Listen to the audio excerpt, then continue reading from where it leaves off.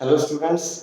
आज हम जो क्लास 10th का जो हम फर्स्ट लेसन कर रहे थे इलेक्ट्रिसिटी, उसकी हम रेसिस्टर के कॉम्बिनेशन के बेस पे हम कुछ न्यूमेरिकल कर रहे थे। एक एक्सरसाइज हम कर चुके हैं, अब हम सेकेंड एक्सरसाइज उसकी स्टार्ट करते हैं। तो जैसे अगर मैं एक सिंपल सा क्वेश्चन लेता हूँ, मैंने बोला ये एक रेसिस्टेंस है कितने का, 5 ओम का।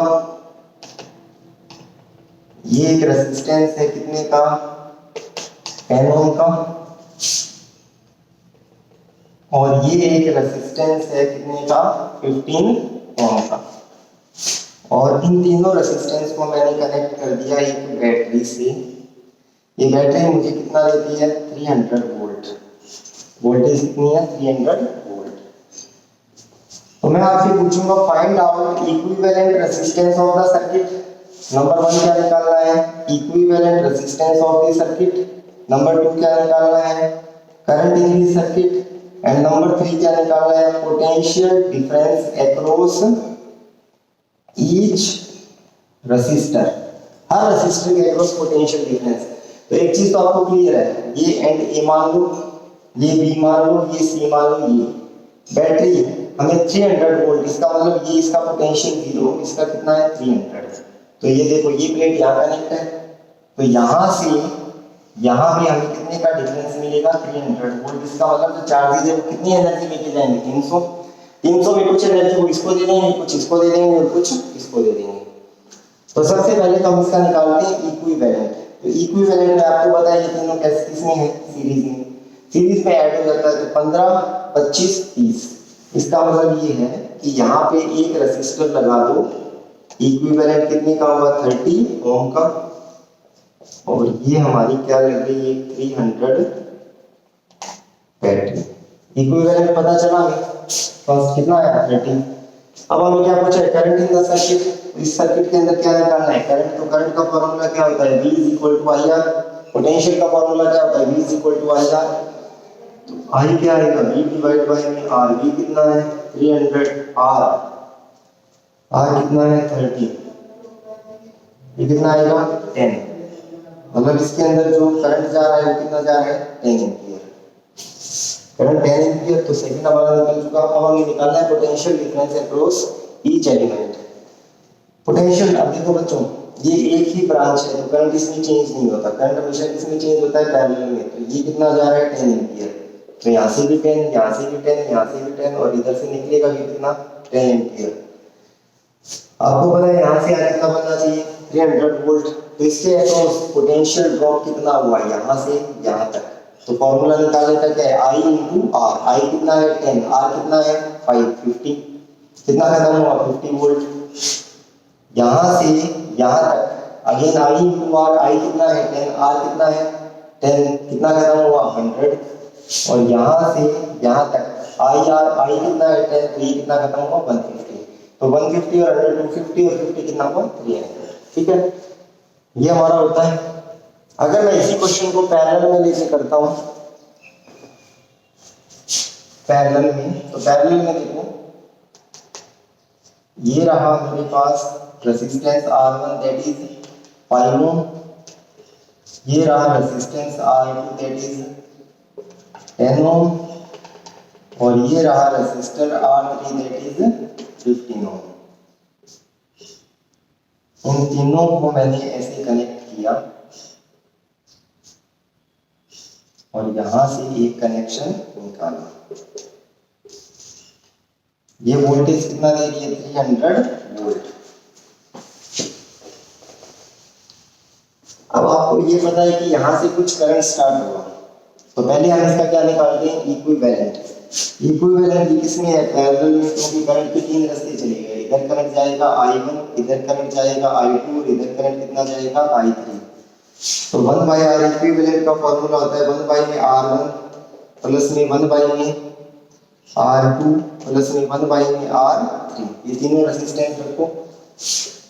1/R इक्विवेलेंट कितना आएगा, 5, 10 और 15 का एलसीएम। 5, 10 और 15 का एलसीएम 1, 2 एंड 3, 30। ये 6, ये 3 एंड ये 2, कितना आया, 11 बाई में 30। तो R इक्विवेलेंट क्या आएगा 30/11। इसका मतलब ये तीनों को हटा के एक रख दो तो ये रहा वो सिंगल, ये R इक्विवेलेंट कितना है 30/11 और ये रही हमारी वो बैटरी। V कितना दे दिए 300 वोल्ट। अब हम इस सर्किट में क्या निकालेंगे करंट। तो V इज इक्वल टू क्या होता है IR। V कितना है हमारा 300, I हमें निकालना है R कितना है 30/11। इसको मैं यहाँ लिख देता हूँ 300 इज इक्वल टू I, ये रहा 11 और ये रहा 30, V कितना गया 10। तो I कितना आ रहा है I आ रहा है हमारा 110 एम्पियर। मतलब इसमें जो करंट कितना जा रहा है वो जा रहा है 110 एम्पियर। अब इसमें आपसे बोलूं इसके अक्रॉस पोटेंशियल डिफरेंस आपको पता है इसके अक्रॉस भी कितने का होना चाहिए 300 वोल्ट। तो आप निकाल सकते हो क्या है formula V is equal to IR। I कितना है 110, R कितना है 30/11, तो अगेन कितना आ रहा है 300 आएगा। ठीक है, तो यहां से जो करंट जा रहा है वो कितना जा रहा है, करंट जा रहा है 110 एम्पियर।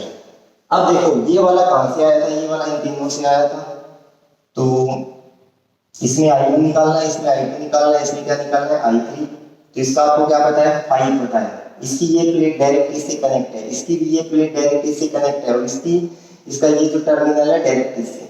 इसका मतलब जो पोटेंशियल डिफरेंस यहाँ है वो इन तीनों के अक्रॉस होगा। तो इसके अक्रॉस भी 300 वोल्ट, इसके अक्रॉस भी 300 वोल्ट और इसके अक्रॉस भी 300 वोल्ट। तो हर एक केस में हमें क्या पता है V पता है। यहाँ भी V 300 होगा, यहाँ भी V 300 होगा और यहाँ भी V कितना होगा 300। Now we know that V is equal to क्या होता है IR। V is equal to IR, इसमें लगाइए V is equal to IR, इसमें लगाइए V is equal to IR, इसमें निकालिए। हर एक में आपको क्या पता चल जाएगा I1, I2 एंड I3। ठीक है, तो ये हमारे कॉम्बिनेशन से रिलेटेड कुछ एक न्यूमेरिकल थे। अब हमारा इसमें एक आर्टिकल हो रहता है वो हम कंप्लीट करते हैं इसको।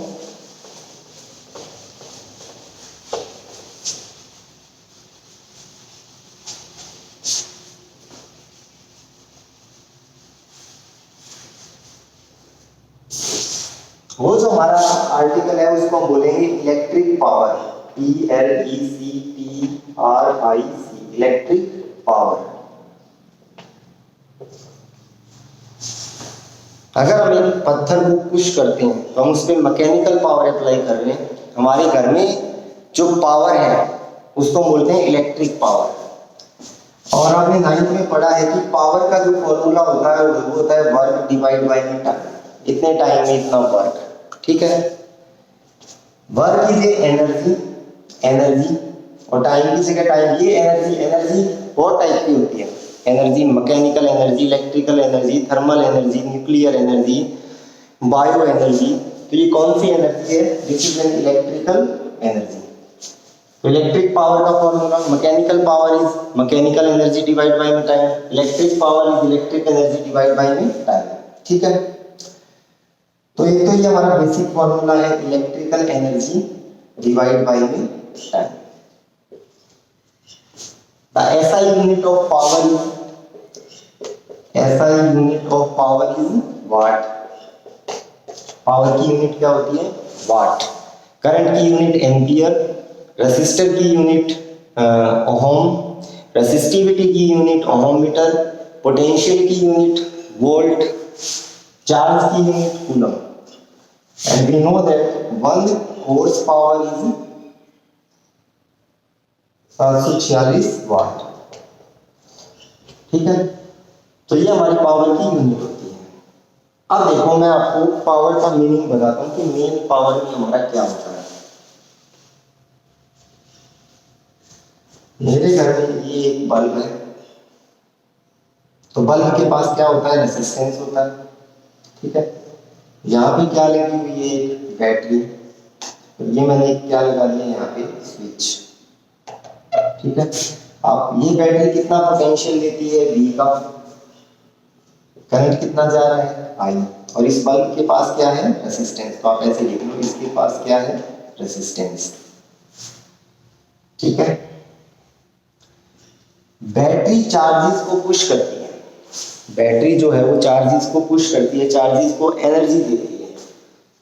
आपसे बोलूं कि यहां से जो चार्जेस जाएंगे, क्यू चार्जेस जा रहे हैं कितने टाइम में, टी टाइम में कितने चार्जेस जा रहे हैं, क्यू। तो ये जो चार्जेस है ये कुछ वर्क करेंगे। ये वर्क किस पे डिपेंड होगा, तो आंसर है बैटरी पे डिपेंड होगा कि बैटरी कम वोल्टेज दे रही है या ज्यादा। जैसे मैं आपको बोल दूं 100 वोल्ट का सेल है और एक 2 वोल्ट का सेल है, तो 100 वोल्ट का सेल ज्यादा वर्क करेगा और 2 वोल्ट का कम करेगा। ठीक है, तो बच्चों ध्यान से देखो, आपने पोटेंशियल के फॉर्मूले में एक ये फॉर्मूला पढ़ा था कि पोटेंशियल क्या होता है, एक चार्ज कितना वर्क करता है, वर्क डिवाइड बाय में चार्ज। जब ये बैटरी चार्जेस को सेंड करेगी तो उनके ऊपर क्या करेगी, वर्क। तो ये वर्क किसके इक्वल आएगा, V इंटू में Q। बैटरी पे डिपेंड करेगा ना, तो इसलिए V आ गया और Q आ गया। ठीक है, नाउ ये क्या, इसने क्या किया, वर्क किया। इसको बोल दो इक्वेशन नंबर 2 और इसको बोल दो इक्वेशन नंबर 1। ठीक है, अब थोड़ा ध्यान से देखो, एक तो हम सीधा बना सकते हैं P is equal to electrical energy divide by time. Energy is work और वर्क कितना है, V बाय में Q और डिवाइड बाय में टाइम। पोटेंशियल तो यहाँ चेंज होगा नहीं, कौन चल रहा है, चार्जेस चल रहे हैं विद रिस्पेक्ट टू टाइम, तो Q बाय T क्या होता है, करंट। तो एक फॉर्मूला पावर, पावर का जो फर्स्ट फॉर्मूला बना वो क्या बना, वोल्टेज इनटू में करंट।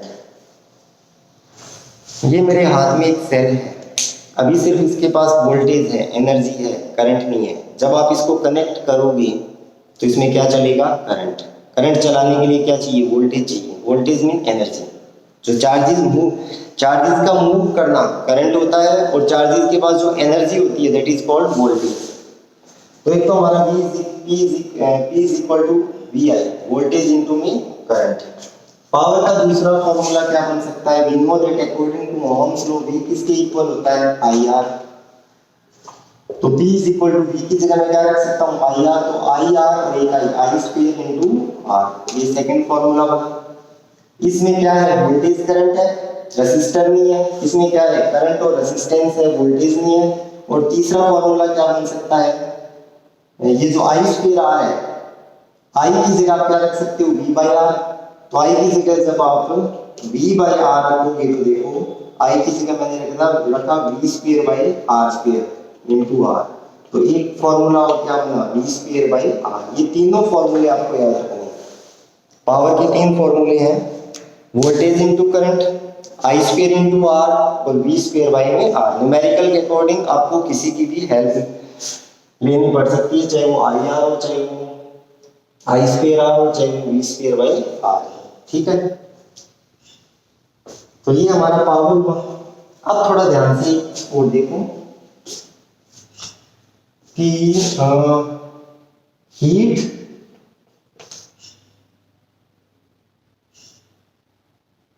जनरेटेड इन कंडक्टर, एक कंडक्टर में कितनी हीट पैदा होती है, वो हीट किस पे डिपेंड करती है। जैसे प्रेस, ये मैंने प्रेस ले लिया, ये रहा प्रेस। प्रेस के पास क्या होता है, रेजिस्टेंस होता है। ये यहाँ मैंने इसको किससे कनेक्ट कर दिया, बैटरी से। इसमें क्या जा रहा है, करंट जा रहा है। करंट क्या होता है, I क्या होता है, चार्जेस का चलना। ठीक है, बात आई समझ। तो देखो बच्चों, ये जो प्रेस के दोनों एंड है, इसमें पोटेंशियल डिफरेंस होगा V, और वो किसके इक्वल होगा, I into R। But we know that V किसके इक्वल होता है, W बाई Q। तो V किसके इक्वल होता है, वर्क डिवाइड बाय में चार्ज। ठीक है, वर्क को मैं क्या लिख सकता हूँ, वर्क को मैं लिख सकता हूँ V इंटू में Q, जैसे यहाँ पे लिखा था। ये वर्क क्या होता है, यहाँ से बैटरी चार्जेस के ऊपर वर्क करेगा। वर्क का मतलब एनर्जी, एनर्जी का मतलब हीट।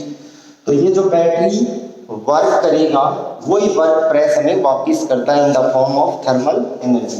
तो इस ये वर्क डन क्या हुआ, V की जगह मैं क्या कर सकता हूँ, I इंटू में R, और साथ में क्या है R।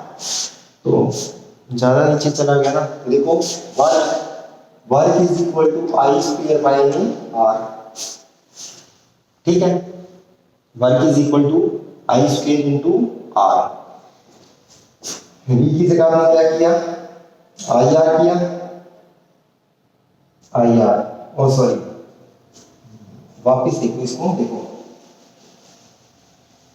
ये प्रेस है जिसका रेजिस्टेंस आ रहा है, कनेक्ट किससे कर रखा है, 20 वोल्ट की बैटरी से, करंट कितना जा रहा है, आई। करंट क्या होता है, चार्जेस का पर यूनिट टाइम। तो मैं आपको बोलूं कि ये जो बैटरी है, ये प्रेस को एनर्जी कौन देगा, तो आंसर है प्रेस को एनर्जी कौन देगा, बैटरी देगी। बैटरी क्या कर रही है, वर्क, वही वर्क मैंने इसकी क्या बनेगा, एनर्जी। तो मैं बैटरी का क्या निकाल लेता हूँ, वर्क। तो बैटरी वर्क कितना करेगी, V इंटू में क्यू। ठीक है, मुझे क्यू नहीं पता, मुझे सिर्फ क्या पता है, करंट और टाइम पता है। तो we know that we know that current क्या होता है, क्यू डिवाइड बाई में टाइम। तो क्यू की जगह आप क्या कर सकते हो, आई इंटू में टी। यहाँ तक बात समझ, आई इंटू में टी। तो ये वर्क किसने किया, ये वर्क किया बैटरी ने। ठीक है, ये प्रेस है, प्रेस के अक्रॉस आपको पता है यहाँ पे एक एनर्जी का लॉस होगा, ये पोटेंशियल डिफरेंस होगा। वो पोटेंशियल डिफरेंस किसके इक्वल होगा, बैटरी के इक्वल। तो we know that according to Ohm's law V किसके इक्वल होता है, IR। ये इक्वेशन 1 और ये इक्वेशन सेकंड और ये 1, ये वैल्यू इसमें रख दो। तो ये वर्क क्या आएगा, V की जगह रख दो IR और साथ में क्या है, I into T। ये वर्क डन, इस प्रेस का क्या बनेगा, हीट एनर्जी। तो हीट का फॉर्मूला क्या बना, I²R। बड़ा इंपॉर्टेंट फॉर्मूला है। आपके घर में जो प्रेस है, ठीक है, उसमें हीट पैदा होती है। वो हीट किस पे डिपेंड करेगी, करंट पे डिपेंड करेगी। अगर करंट ज्यादा आएगा, हीट का फॉर्मूला क्या है, हीट का फॉर्मूला है I²RT। जो हमारे प्रेस के अंदर जो पत्ता होता है, दैट इज ए इंसुलेटर, उसके पास क्या होता है, रेसिस्टेंस। जितना ज्यादा रेसिस्टेंस उतनी ज्यादा हीट। जितना प्रेस को आप ज्यादा देर चलाओगे, हीट भी उसमें क्या बनेगी। अगर मैं टाइम को डबल करूं, हीट डबल होगी। अगर मैं रेसिस्टेंस को डबल करूं, हीट भी उसमें क्या पैदा होगी, डबल। और अगर मैं करंट को डबल करता हूं तो हीट कितनी गुना बढ़ जाएगी, 4 गुना, बिकॉज यहाँ पे क्या है, I²RT। तो heat produce in a conductor is I²RT। और अगर मैं इस हीट को टाइम से डिवाइड कर देता हूं तो क्या बनेगा, I²RT।